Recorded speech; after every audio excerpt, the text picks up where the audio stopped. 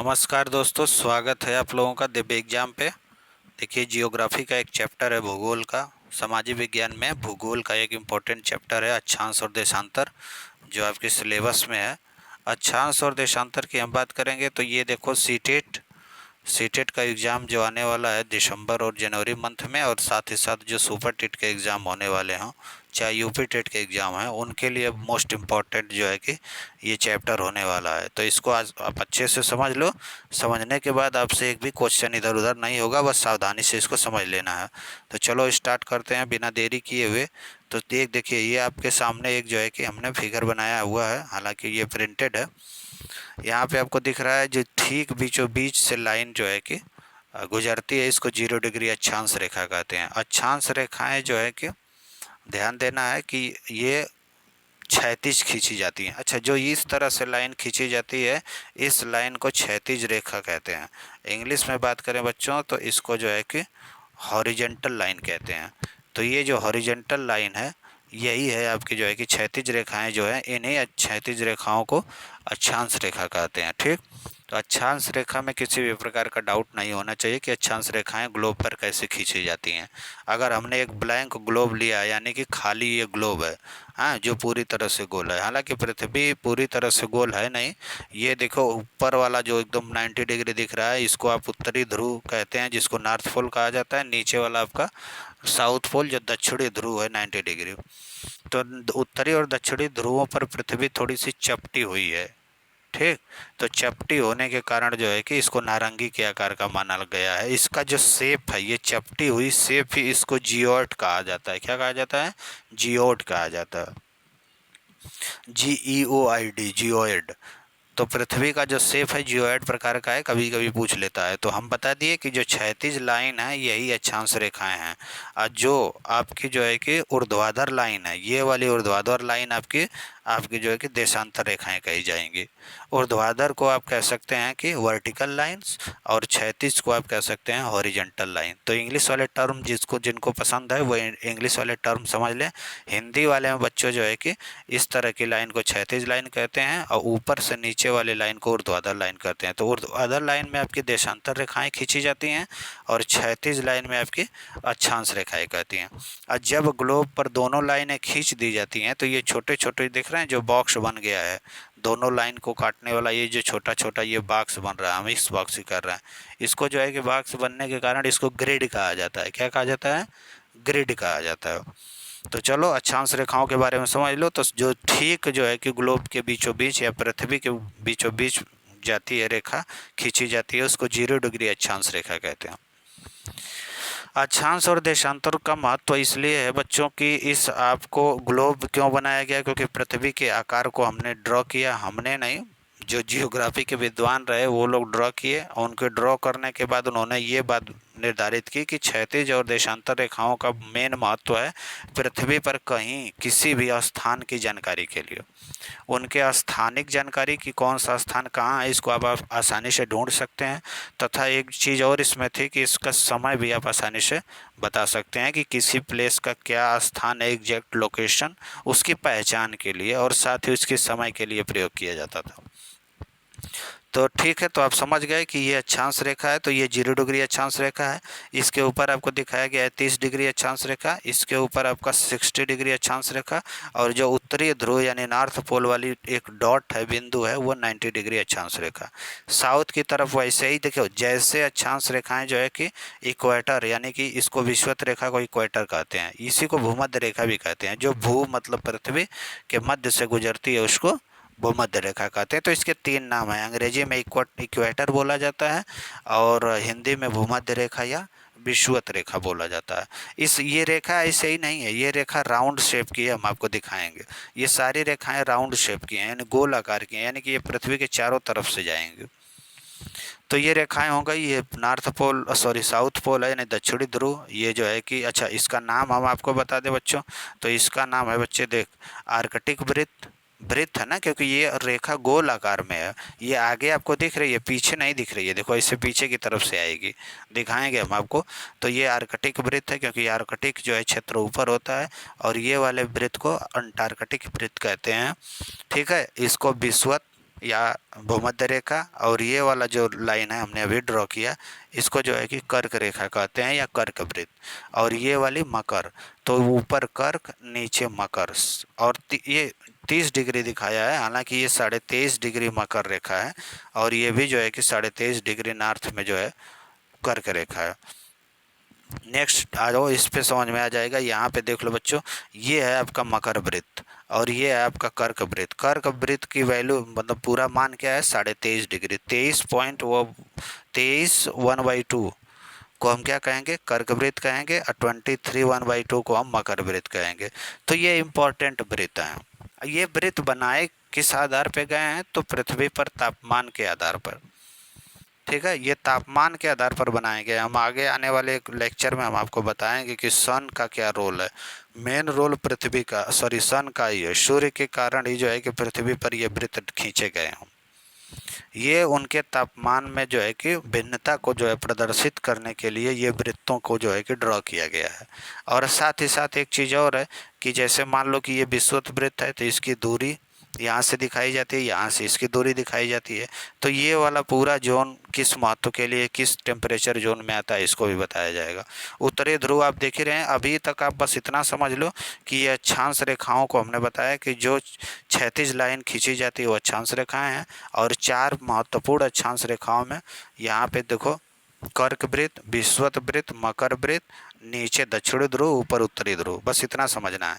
कर्क वृत्त का मान क्या है कि 23 1/2 ये उत्तरी, और दक्षिणी का क्या है कि 23 1/2 साउथ, और ये विषुवत, बस इतना समझना है। इसके बाद हम आपको समझाएंगे अच्छे तरीके से।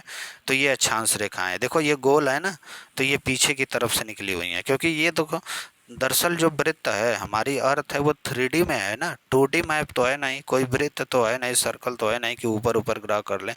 ये पूरा तरह से 3D में है। 3D का मतलब ये है ना कि ऐसा चित्र जो आपको आगे पीछे दाएं बाएं ऊपर नीचे चारों तरफ से दिखना चाहिए, उसको 3D मैप कहते हैं, 3 डायमेंशनल मैप्स। जैसे 3D जो आपके घर में जितने भी बॉक्स हैं, डब्बा डुब्बी, दुनिया भर की चीज़ें रखी हुई हैं, सब 3D में है। उसको आप पेपर पे नहीं बना सकते हैं। कागज़ पे केवल 2D मैप बना सकते हैं आप, जो है रेक्टेंगल आयत बना सकते हैं, स्क्वायर बना सकते हैं, वर्ग बना सकते हैं, ये सारी चीज़ें 2D मैप हैं। आप त्रिभुज यानी ट्रायंगल बना सकते हैं। ये क्या है, ये सब 3D मैप है। तो 3D मैप को दिखाने के लिए ऐसे प्रयोग किया है। नेक्स्ट पे हम आते हैं, ध्रुवों के बारे में आपने जाना। यहाँ पे देखो बच्चों, ये यहाँ पे सबसे समझ में आपको आ जाएगा। यहाँ पे नीचे दक्षिणी ध्रुव आपको दिखाया है, देखा बीचों बीच से गुजरने वाली लाइन देखिए, ये विषुवत लाइन है। इस 15 डिग्री को यहाँ से, यही सेंटर है, यहाँ सेंटर से 15 डिग्री का एंगल बना रहा है, तब ये 15 डिग्री अक्षांश रेखा है। ये 30 डिग्री अक्षांश रेखा देखिए, यहाँ सेंटर से जो है कि एंगल बना रहा है, सेंटर से ये जो प्लस का चिन्ह बनाया है, यहाँ से ये 30 डिग्री है, तब इसको 30 डिग्री अक्षांश रेखा माना गया है। यहाँ से ये 45 डिग्री है तो 45 डिग्री अक्षांश रेखा है। ये 60 डिग्री है तो 60 डिग्री अक्षांश रेखा। जो सीधी रेखा है उसको 90 डिग्री अक्षांश रेखा कहा जाता है। अब फिर वैसे ही दूसरी तरफ से ये 0 है, यहाँ से 0 यहाँ भी है, तो 0 से ठीक 15 30 45 60, देखा ये एंगल बनाओ था ना, एंगल बना रहा है, कोण बना रहा है। तो अब समझ में आया, जब इसको खोला गया, यानी कि आपका जो ये पूरा गोला था, ये जो पूरा ग्लोब था, इसको जब खोला गया तब पता चला कि ये कैसे डिफाइन किया गया है। ये ठीक इसके सेंटर से इसके एंगल के आधार पर, कोण के आधार पर सारे अक्षांश रेखाओं के नाम और उनको जो है कि उनकी लाइन खींची गई है। तो ये अक्षांश रेखाएं हैं। अक्षांश रेखाएं ये देखने में आपको लग रही है कि ऐसे ऐसे, ये अक्षांश रेखाएं, ये वाली अक्षांश रेखाएं नहीं हैं। अक्षांश रेखाएं दरअसल यही हैं, ये सीधी ही है। लेकिन बताया गया है कि अगर मान लीजिए ये 0 डिग्री है, ये 15 डिग्री है, ये 30 डिग्री है, तो ये 15 डिग्री बना कैसे, तो इसको सेंटर से जो एंगल लिया जाता है 15 डिग्री, उसको 15 डिग्री अक्षांश रेखा कहते हैं। और सेंटर से जो एंगल आता है 30 डिग्री, तो वहाँ पे 30 डिग्री खींचा गया है। तो पूरा ठीक है। अब आते हैं, ये है देखिए, ये पूरा गोल आकार में है कि नहीं अक्षांश रेखा। अक्षांश 0 डिग्री अक्षांश रेखा क्या कहते हैं बच्चों, ये विषुवत रेखा या भूमध्य रेखा है। 15 डिग्री अक्षांश रेखा ये नॉर्थ में, देखो 0 डिग्री से आप ऊपर जाएंगे तो आप नॉर्थ पोल यानी उत्तरी ध्रुव की तरफ बढ़ते जाएंगे, और 0 डिग्री से आप नीचे जाएंगे तो दक्षिणी ध्रुव या साउथ पोल की तरफ बढ़ते जाएंगे।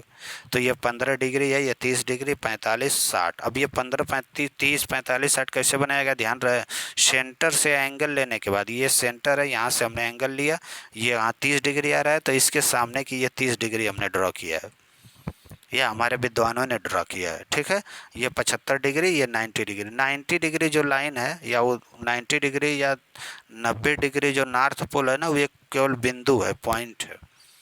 90 डिग्री जो साउथ में है, दक्षिणी ध्रुव पे, वो भी एक केवल बिंदु है, एक पॉइंट है। और जैसे अक्षांश रेखाएं हो गई ना। अच्छा, एक बात और हम आपको बता दें, ये जो अक्षांश रेखाएं हैं बच्चों, ये अक्षांश रेखाओं के बारे में एक जानकारी मैं आपको और दे दूं कि अक्षांश रेखाएं जैसे जैसे आप देखो उत्तरी ध्रुव की तरफ बढ़ते जाओगे, अक्षांश रेखाओं की लंबाई कम होती जाएंगी। क्योंकि एक बॉल ले लो क्रिकेट का, उसके ठीक बीचों बीच से जो है कि आप एक लाइन खींच दो, उसके बाद ऊपर जाओगे तो वो लाइन खींचते जाओगे तो वो छोटा, वो गोला यानी वो आपका सर्कल छोटा होता जाएगा। यहाँ पे सर्कल, सबसे छोटा सर्कल कहाँ आ गया है, उत्तरी ध्रुव में। यानी कि यहाँ के अक्षांश रेखा की लंबाई और यहाँ के अक्षांश रेखा की लंबाई में कितना डिफरेंट है। तो ये सबसे बड़ी अक्षांश रेखा की लंबाई, अगर सबसे बड़ी अक्षांश रेखा पूछे तो विषुवत रेखा, ये कहना है। सबसे छोटी अक्षांश रेखा तो एकदम नॉर्थ पोल पे या साउथ पोल पे। तो अक्षांश रेखाएं उत्तरी ध्रुव या दक्षिणी ध्रुव दोनों तरफ जाने पर वो क्या होती हैं, छोटी होती जाती हैं। अक्षांश रेखाओं के बीच की जो दूरी है, ठीक है, अक्षांश रेखाओं के बीच की दूरी चाहे आप विषुवत रेखा पर रहें चाहे नॉर्थ पोल पर जाए, एक समान होती है। जैसे मैं बता दूं, ये 0 डिग्री है ना, यहाँ से आप अक्षांश रेखा ऐसे खींचते जाओगे पोल तक, तो इनके बीच की ये दूरी, ये वाली दूरी, ये जो दूरी है यहाँ से यहाँ तक, ये समान रहती है।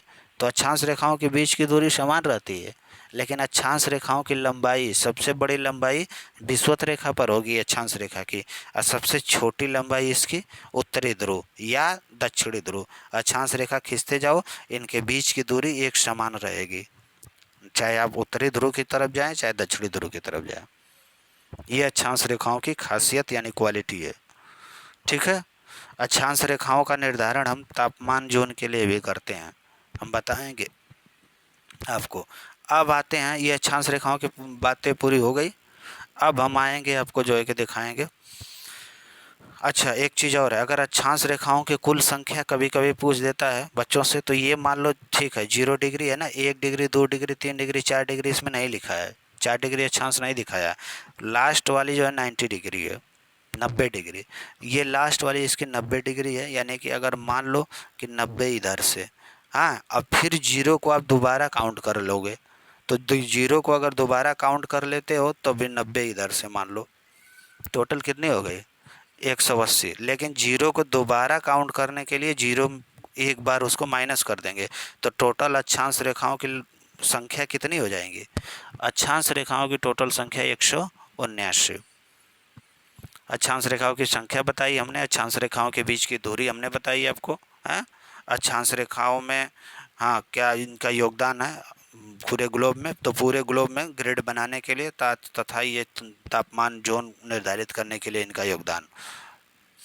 अब आते हैं, हम आपको बताते हैं कि क्या होता है देशांतर रेखा। देशांतर रेखा को इंग्लिश में लॉन्गिट्यूड लाइन कहते हैं, और अक्षांश रेखा को इंग्लिश में लैटिट्यूड लाइन कहते हैं। लॉन्गिट्यूड लाइन को ही क्या कहते हैं, देशांतर रेखा। कौन से, लॉन्गिट्यूड लाइन को देशांतर रेखा। तो देशांतर रेखा पे आ जाइए। तो हमने बताया कि उत्तरी ध्रुव से दक्षिणी ध्रुव की तरफ खींचे जाने वाली जो रेखा होती हैं, हाँ, वर्टिकल लाइन, या इसको आप कह सकते हैं, वर्टिकल लाइन को क्या कहते हैं, लंबवत रेखा। उत्तरी ध्रुव से दक्षिणी ध्रुव की तरफ खींचे जाने वाली लंबवत रेखाओं को अक्षांश रेखा कहते हैं। और उत्तरी ध्रुव से निकल के ये सारी लाइन आके दक्षिणी ध्रुव पे ही मिल जाती हैं। तो अक्षांश रेखा उत्तरी ध्रुव से निकल के दक्षिणी ध्रुव पे निकल जाए, तो सभी, सॉरी, देशांतर रेखा उत्तरी ध्रुव से निकल के दक्षिणी ध्रुव पे सारी देशांतर रेखाएं आके मिल रही हैं। तो सभी देशांतरों की जो लंबाई की बात करेंगे तो वो बराबर होती है। देखो, अक्षांश रेखाओं के बीच की दूरी बराबर होती है और देशांतर रेखाओं की लंबाई बराबर होती है। क्या होती है, लंबाई बराबर होती है। यानी जितनी बड़ी 0 डिग्री देशांतर रेखा होगी उतनी ही डिग्री बड़ी 120 और 125 डिग्री देशांतर रेखा होगी। ठीक। तो देशांतर रेखाओं की लंबाई बराबर होती है, पहली बात। और दो देशांतरों के बीच की दूरी बच्चों सबसे ज़्यादा, देखो अगर हम बात करें यहाँ विषुवत रेखा ड्रा कर लें या भूमध्य रेखा खींच लें, तो भूमध्य रेखा के पास ऐसे भूमध्य रेखा, तो भूमध्य रेखा के पास दो देशांतरों के बीच ये और ये देखो, ये एक दिशा, ये एक देशांतर है, ये एक देशांतर, इनके बीच एक देशांतर, ये एक देशा, इनके बीच। तो भूमध्य रेखा के पास इस देशांतर और इस देशांतर के बीच की जो है कि लंबाई, दूरी सबसे अधिक होती है। ठीक है। जैसे हम आपको एक चित्र बना के दिखाते हैं कि यहाँ पे मान लो सपोज दैट ये चित्र हम बना लेते हैं, ये देशांतर रेखा है, ये भी देशांतर रेखा मिल रही है, ये देशांतर रेखा है, ये भी देशांतर आके मिल रही है। अब बीच में हम अक्षांश रेखा लिख दें, तो भूमध्य रेखा के पास इस देशांतर से इस देशांतर के बीच की दूरी मान लो 111 पॉइंट समथिंग किलोमीटर है। तो जो दूसरी देशांतर रेखा है, जैसे जैसे आप ऊपर जा रहे हो, जैसे जैसे आप ऊपर जाओगे तो दो देशांतर के बीच की जो है कि लंबाई क्या होती जाएगी, दूरी कम होती जाएगी, और पोल तक आते आते दो देशांतर के बीच की दूरी एकदम जीरो हो जाएगी। ठीक। इस प्रकार हो जाएगी। ये पोल तक आते आते देखिए दोनों सारी देशांतरें आके इसमें मिल रही हैं, तो इनके बीच की दूरी क्या हो जाएगी, जीरो हो जाएगी। तो सबसे ज़्यादा दूरी दो देशांतर रेखाओं के बीच में सबसे ज़्यादा दूरी कहाँ होती है, विषुवत रेखा पर होती है। उसके बाद जैसे जैसे आप पोल की तरफ बढ़ते जाएंगे, नॉर्थ पोल या साउथ पोल की तरफ, दो देशांतरों के बीच की दूरी कम होती जाएगी, और लास्ट में ध्रुवों पर जाके दो देशांतर रेखाओं के बीच की दूरी जीरो हो जाएगी। ठीक है। तो ये देशांतर रेखा उत्तरी ध्रुव से दक्षिणी ध्रुव की तरफ खींची जाने वाली एक काल्पनिक रेखा है। अच्छा, अब देशांतर रेखाओं को भी एंगल के रूप में डिफाइन करना है, निर्धारित करना है। तो देखो ये जो देशांतर रेखा है, इसको 0 डिग्री देशांतर रेखा यानी प्राइम मेरिडियन कहा गया। क्या कहा गया, प्राइम मेरिडियन। प्राइम मेरिडियन को हिंदी में कहा जाता है प्रधान मध्याह्न रेखा या प्रधान यामोत्तर रेखा। प्रधान, ठीक है, प्रधान यामोत्तर रेखा कहा गया। प्रधान यामोत्तर रेखा यानी 0 डिग्री प्राइम मेरिडियन, यानी 0 डिग्री प्रधान यामोत्तर या 0 डिग्री प्रधान देशांतर भी कह सकते हो। क्या कह सकते हो, प्रधान देशांतर। 0 डिग्री को प्रधान देशांतर क्यों कहा गया, क्योंकि देखो जब ग्लोब में ये अक्षांश और देशांतर की बात आई, इसके आधार पे समय और जो है कि स्थान निर्धारित करने की बात आई, तो दुनिया के सभी विद्वान बैठे हुए थे, तो उन्होंने सोचा कि 0 डिग्री किसको माना जाए, 0 डिग्री इसको भी माना जा सकता था, क्योंकि जो आपकी बॉल है वो चारों तरफ से सेम है, आप किसी भी देशांतर को 0 डिग्री मान सकते थे। लेकिन 0 डिग्री क्यों इसको माना गया, क्योंकि जो राजकीय वेधशाला जो ब्रिटेन वाली है, वहाँ उसका स्थान ग्रीनविच है। ग्रीनविच एक स्थान है जहाँ से राजकीय वेधशाला ब्रिटेन का राजकीय वेधशाला स्थित है। तो वहाँ से गुजरने वाली जो लाइन थी उसको 0 डिग्री माना गया और कहा गया कि इसको प्रधान यामोत्तर या प्रधान देशांतर रेखा मान लिया जाए, और इसके ईस्ट की तरफ यानी पूरब की तरफ जाने पर देशांतर रेखाओं में एंगल बढ़ता जाएगा, और पश्चिम की तरफ भी जाने पर देशांतर रेखाओं का कोण बढ़ता जाएगा। जैसे ये 0 डिग्री है ना, तो देखो यहाँ 30 डिग्री दिया है, यहाँ 60 डिग्री दिया है, यहाँ 90 डिग्री दिया है। ठीक है। उसके बाद बढ़ता जाएगा, यहाँ 120 डिग्री दिया है, ऊपर 150 डिग्री दिया है, और लास्ट में कितना दिया है, 180 डिग्री। देखो यहाँ पे कितना दिया है, 180 डिग्री। ये 0 डिग्री इधर से गई है, 180 डिग्री उसके पीछे है। 0 डिग्री देशांतर के ठीक पीछे 180 डिग्री, ये पीछे है, ये उस पार है। ठीक है। तो 180 डिग्री इधर पश्चिम की तरफ, 180 डिग्री पूरब की तरफ देशांतर रेखाएं खींच दी गई। सारी देशांतर रेखाएं 1-1 डिग्री पर खींची गई हैं, लेकिन वो उतना बड़ा हमारे पास ग्लोब नहीं है। अगर पूरे देशांतर रेखाओं को 1-1 डिग्री पर खींचना होगा तो पूरे पृथ्वी को हमको लेना पड़ेगा ग्लोब के रूप में। अगर हम छोटा ग्लोब लिए हैं तो हमको इसी तरह से दिखाना पड़ेगा। ठीक है। 30-30 डिग्री का हमने दिखाया है।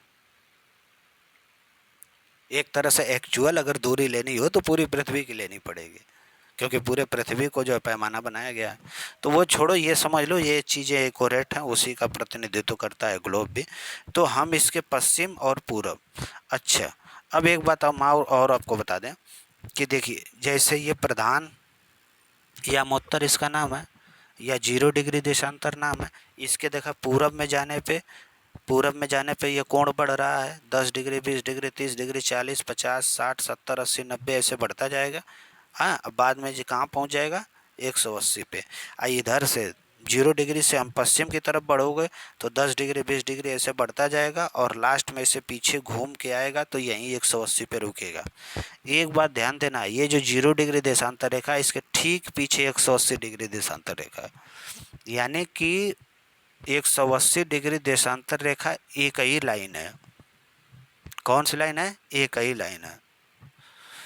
तो एक ही लाइन है तो इसको हम 2 बार नहीं काउंट करेंगे। अच्छा, एक चीज़ और है, जो 180 डिग्री देशांतर रेखा है, इसको अंतर्राष्ट्रीय तिथि रेखा भी कहते हैं। कौन से, अंतर्राष्ट्रीय तिथि रेखा। अगर अंतर्राष्ट्रीय तिथि रेखा की बात करें तो वो 3 जगह ऐसे मोड़ी गई है।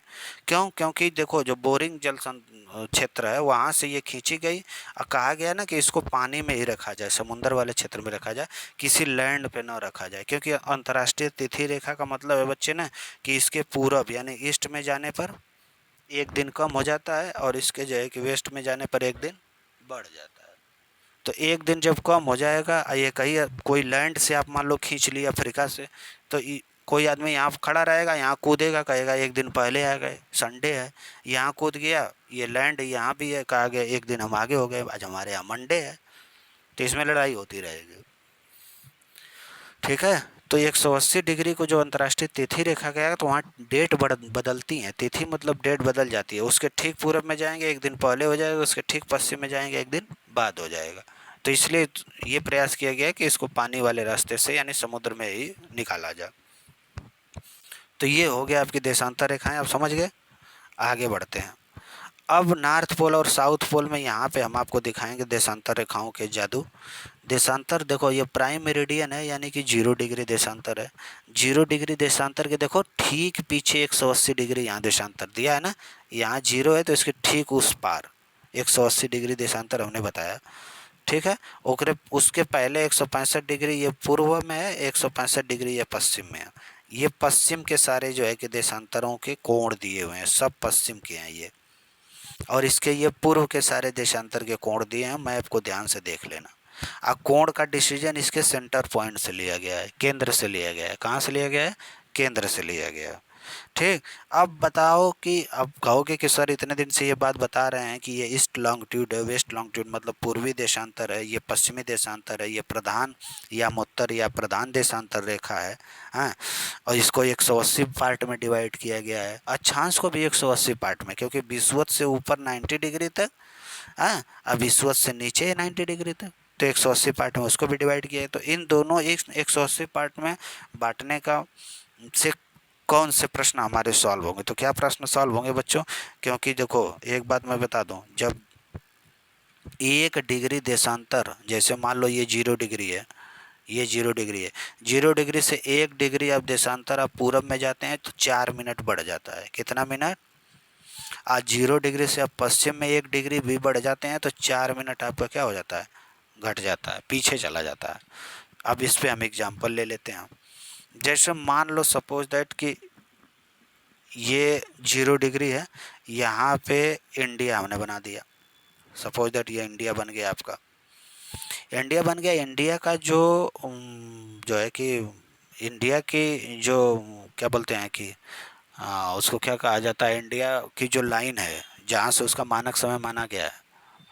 हाँ, इंडिया के जो मानक समय देशांतर है, देशांतर के लिए जो मानक समय माना गया है इंडिया का, वो 82.5 डिग्री है।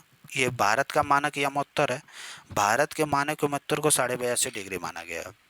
हम इसको 82 डिग्री ही मानते हैं, और यहाँ 0 डिग्री है, तो 0 डिग्री से 82 डिग्री तक बढ़िए, टाइम देखिए तो 82 डिग्री, 1 डिग्री में कितना मिनट बढ़ रहा था, 4 मिनट। अच्छा, प्राइम मेरिडियन या प्रधान या उत्तर से भारत पूरब की दिशा में कहाँ है, पूरब की दिशा में। और जब आप पूरब की दिशा में बढ़ेंगे तो टाइम बढ़ेगा घटेगा, बढ़ेगा। और जब आप पश्चिम की तरफ जाएंगे तो टाइम घटेगा। तो मान ला कि 0 डिग्री में लंदन में टेस्ट मैच चल रहा है, क्रिकेट मैच चल रहा है, और उस समय 12 बज रहे हैं दोपहर के, क्या बज रहा है, 12। और भारत जो है कि लंदन से 82.5 डिग्री कहाँ है, पूरब में स्थित है। कहाँ, पूरब में स्थित है, तो हम 82 डिग्री ही लेते हैं। तो 1 डिग्री में 4 मिनट बढ़ते हैं, ऐसा सर ने बताया। तो 82 डिग्री में कितने मिनट बढ़ जाएंगे, तो 4 का मल्टीप्लाई कर दीजिए, 4 दूना 8, 4 बट्ठे 32, 328 मिनट। और 328 मिनट को बच्चे अगर मान लो कि हम घंटे में डिवाइड करें तो 5 घंटा 28 मिनट कितना आया, 5 घंटा 28 मिनट। ठीक। तो भारत जो है लंदन के समय से 5 घंटा 28 मिनट कहाँ है, आगे है, पूरब की तरफ है तो आगे है। तो 12 बजेगा यदि लंदन में, तो भारत में कितना बजेगा, तो 12 5 17 बज के 28 मिनट। 17 बज के 28 मिनट का मतलब 5 बजकर 28 मिनट। भाई 17 बजकर 28 मिनट का मतलब क्या है, 12 के बाद 1 बजता है। अगर 24 आवर की घड़ी ना देखें, 12 घंटे वाली देखें, तो 5 बज के 28 मिनट, भारत 5 बज के 28 मिनट। अगर 1 डिग्री देशांतर बराबर 4 मिनट होता है, तो आधा डिग्री देशांतर मिनट बराबर 2 मिनट। तो इसमें 2 और जोड़ लेंगे तो भारत, आप सुने होंगे कि भारत लंदन प्रधान यामोत्तर से या ग्रीनविच से 5.5 घंटा क्या है, आगे है उसका समय। तो यहाँ 12 बजेगा तो हमारे यहाँ कितना बजेगा, 5:30 बजेगा। अब किसी भी, अगर मान लो आपको अमेरिका का निकालना है, किसका निकालना है, अमेरिका। अमेरिका जो है कि प्रधान यामोत्तर से मान लो 90 डिग्री पीछे है, कितना, 90 डिग्री, ये 90 डिग्री पीछे हैं। इस पे 90 डिग्री देशांतर, 90 डिग्री वेस्ट देशांतर पे कौन सा देश है, अमेरिका है। तो 1 डिग्री वेस्ट जाने पे 4 मिनट कम होता है, तो 90 डिग्री जाने पे तो 90 × 4, 360 मिनट। 360 मिनट को घंटा में बदलिए तो कितना आ जाएगा, 6 घंटा, क्योंकि 60 से आप डिवाइड कर देंगे तब घंटा में आ जाएगा। तो 12 यहाँ बज रहा है, तो 12 से आप 6 घंटा पीछे जाइए तो क्या बजेगा, 6 बजेगा, क्या, सुबह। कितना बजेगा, 6 बज जाएगा सुबह, AM। अब भारत भी 82.5 डिग्री है, तो उसको हम 90 मान लेते हैं। तो भारत भी 90 अगर डिग्री होगा तो ये पूरब में है, तो 90 × 4 करेंगे तो इसका भी 360 आएगा, और इसको 6 से डिवाइड कर देंगे 60 से, क्योंकि 1 घंटा बराबर 60 मिनट। तो यहाँ भी 6 घंटा आ जाएगा, और ये पूरब में है तो 6 घंटा हम उसमें प्लस कर देंगे, पूरब में प्लस करते हैं, पश्चिम माइनस। तो 12 बजे से 6 बजे, तो यहाँ 6 बज जाएगा क्या, शाम। तो इसीलिए कहा जाता है, गांव में सुने होंगे आप, कि जब हमारे यहाँ दिन होता है तो इनके यहाँ क्या होती है, रात होती है। जब आपके यहाँ 6 बजे शाम हो रहा होगा, तो अमेरिका में 6 बजे सुबह हो रही होगी। 6 बजे शाम अगर भारत में हो रहा है, तो अमेरिका में 6 बजे सुबह हो रहा होगा, ऐसा कहा जाता है। तो ये इस टाइम को डिफाइन करने के लिए विषुवत रेखाएं, सॉरी, देशांतर रेखाएं बहुत इंपॉर्टेंट रोल प्ले करती हैं। देशांतर रेखाओं का महत्व आपने समझा। अक्षांश रेखाओं का महत्व, जब देशांतर और अक्षांश दोनों एक साथ लिख दी जाती हैं तो ऐसा बनता है, ये देखो, ये जो बीच बीच में ये खाना बन रहा है ना, इसी को क्या कहा जाते हैं, ग्रिड बना हुआ है पूरा। 23.5 डिग्री ये मकर दिखाया, बताया हमने, 23.5 डिग्री ये कर्क दिखाया है, 0 डिग्री ये भूमध्य दिखाया है, और ये 0 डिग्री आपका जो है कि प्रधान यामोत्तर या प्रधान देशांतर, और ये वैसे बढ़ती गई है, ये ग्रिड बन गया। ठीक है। अब सूर्य के बारे में हमने बात कर ली, ये बात कर लेते हैं कि ये सूर्य है बच्चे। सूर्य जो है ना, सूर्य की क्या स्थिति है कि हमारी पृथ्वी 23.5 डिग्री झुकी हुई है, नॉर्थ पोल से ही झुकी हुई इधर की तरफ। तो अगर मान लो कि जून का महीना चल रहा है, तो जून के महीने में सूर्य जो है सीधे कर्क रेखा पर चमकता है। कर्क रेखा समझ रहे हैं, विषुवत रेखा के उत्तर वाला 23.5 डिग्री, वहाँ पे चमकेगा तो इसकी रोशनी ठीक वहाँ पे पड़ेगी। तो उत्तरीय ध्रुव में 6 महीना दिन होगा तब, क्योंकि इस यहाँ पे जो है कि हमेशा जो है क्या रहेगा, दिन रहेगा। तब दक्षिणी ध्रुव में जब सूर्य कर्क रेखा पर चमकता है, तब दक्षिणी ध्रुव पर 6 महीने की रात और उत्तरी ध्रुव पे 6 महीने का दिन होता है। और जब सूर्य जो है कि आपका मकर रेखा पर सीधा चमकता है, मकर रेखा मतलब ऑस्ट्रेलिया के पास, तब यहाँ पे 6 महीने का दिन और 6 महीने का, उत्तरी ध्रुव पे 6 महीने की रात कही जाती है। अच्छा, 6 महीने का दिन और 6 महीने का रात का मतलब 6 महीना सूर्य एकदम बिल्कुल भयानक नहीं चमकता है।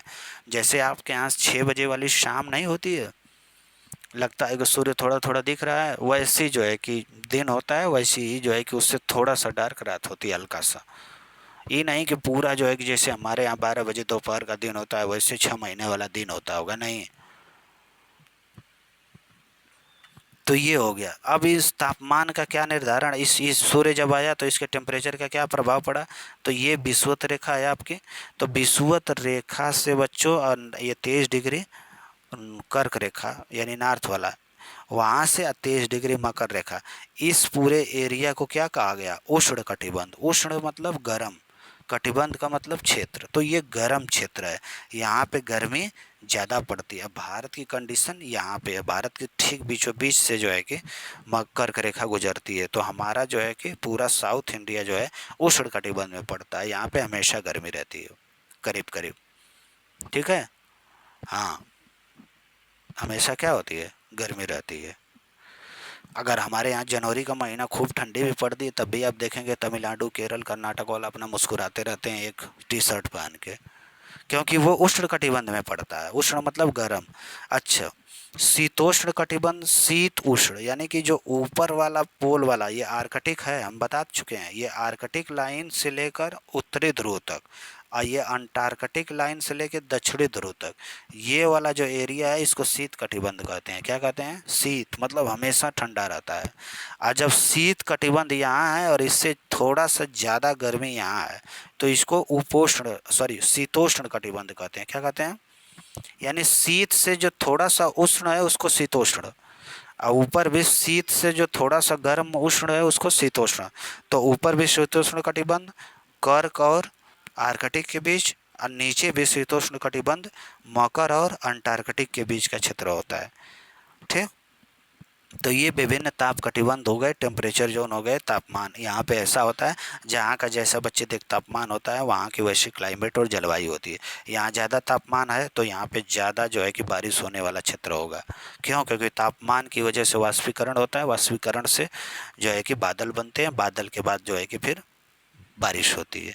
और जहाँ पे टेम्परेचर कम रहेगा, ऑलरेडी वाष्पीकरण कम होगा, तो ऑलरेडी जो है बादल कम बनेंगे, इससे बारिश भी कम होगी। तो ये कंडीशन है। अब बारिश अगर हो भी जाएगी तो वो बर्फ़ के रूप में ही होगी। ये आपका पूरा दुनिया है बच्चों, देख लो यहाँ पे सारे अक्षांश और देशांतर को दिया हुआ है। यहाँ पे देखो 0 डिग्री दिया हुआ है, 0 डिग्री से 180 यहाँ पे 150 तक लिखा है, और ये 180 दोनों एक ही लाइन है। ठीक है, अगर देशांतर या मुत्तर की लंबाई एक समान होने के कारण, अच्छा एक और बात बताऊंगा, देशांतर, सारी देशांतर रेखाओं की लंबाई एक समान है। हाँ, उनके बीच की दूरी सबसे ज़्यादा विषुवत रेखा पे होती है, उनके बीच की दूरी जैसे जैसे आप उत्तरी ध्रुव की तरफ जाएंगे कम होती जाएगी, और दक्षिणी ध्रुव की तरफ जाएंगे तो कम होती जाएगी। वही अक्षांश रेखाओं के बीच की दूरी हर जगह समान रहती है। हाँ, अक्षांश रेखाओं की लंबाई सबसे बड़ी विषुवत रेखा पे होगी, और जैसे जैसे उत्तरी ध्रुव की तरफ जाएंगे लंबाई छोटी होती जाएगी, और दक्षिणी ध्रुव की तरफ जाएंगे लंबाई छोटी होती जाएगी। तो देशांतर रेखाओं की जो है कि लंबाई एक समान होने के कारण उन्हें सिर्फ मुख्य संख्याओं में व्यक्त करना कठिन था। तभी देशों ने निश्चय किया कि ग्रीनविच, जहाँ ब्रिटिश राज की वेधशाला स्थित है, वहाँ से गुजरने वाली जो यमोत्तर है उसके पूरब के क्षेत्र को और पश्चिम के क्षेत्र से गिनती किया जाए। यानी पूरब के क्षेत्र से 0 डिग्री, पूरब के क्षेत्र से गिनती शुरू हुए पश्चिम, यानी पूरब 180 तक आया जाए, पश्चिम 180 तक जाए, अर्थात यह 180 डिग्री पूर्व या 180 डिग्री पश्चिमी देशांतर, यानी एक ही लाइन है। ठीक है, दूसरा इसमें थोड़ा सा छोटा सा फैक्ट है कि पृथ्वी अपने काल्पनिक अक्ष पर पश्चिम से पूरब की ओर चक्कर लगाती है, अर्थात जो स्थान ग्रीनविच के पूरब में है उसका समय ग्रीनविच से आगे होगा। ग्रीनविच पे 12 बजेगा तो उसका आगे होगा, 12 बजे दोपहर से 1 2 3 4 5 6 7 8। और जो ग्रीनविच से पीछे होगा पश्चिम की तरफ, उसका समय जो है कि पीछे होगा। ग्रीनविच में अगर 12 बजे दोपहर तो उससे 11 बजेगा, 10 बजेगा, 9 बजेगा, 8 बजेगा, कहीं कहीं 4 बजे भोर का समय होगा। कहा जाता है कि भारत में गुजरात के द्वारिका तथा असम के डिब्रूगढ़ में जो स्थानीय समय की बात की जाए तो 1 घंटा 45 मिनट का अंतर है। डिबेट चल रहा है कि भारत में 2 देशांतर रेखाएं बनाई जाए, क्योंकि क्योंकि कारण है ना बेटा कि ये गुजरात वाला से लेकर ये आपका अरुणाचल वाला जो क्षेत्र है इसमें लगभग 2 घंटे का अंतर है। तो हमारा एक ही मानक समय है, 2 घंटे का अंतर है, मतलब यहाँ 5 बजे सुबह होती है तो यहाँ 7 बजे होती है। अब 10 बजे ऑफिस कर देंगे तो इनको समय कम मिलेगा, इनको समय 5 घंटे ज़्यादा मिलेगा। तो इस समय के जो है कि प्रशासनिक सुविधा के लिए ये कहा गया कि 2 हमारे यहाँ भी समय जोन बनाया जाए, लेकिन अभी बात नहीं बनी है, अभी एक ही समय जोन से पूरा हिंदुस्तान चल रहा है। तो ये बात थी। ये कंप्लीट हुआ। आप इसको देखिए 1 से 2 बार, रिवाइज करिए। इसमें जो भी डाउट हो, अभी इस पे क्वेश्चन चाहिए तो क्वेश्चन का सेट भी हम दे देंगे। बहुत बहुत धन्यवाद।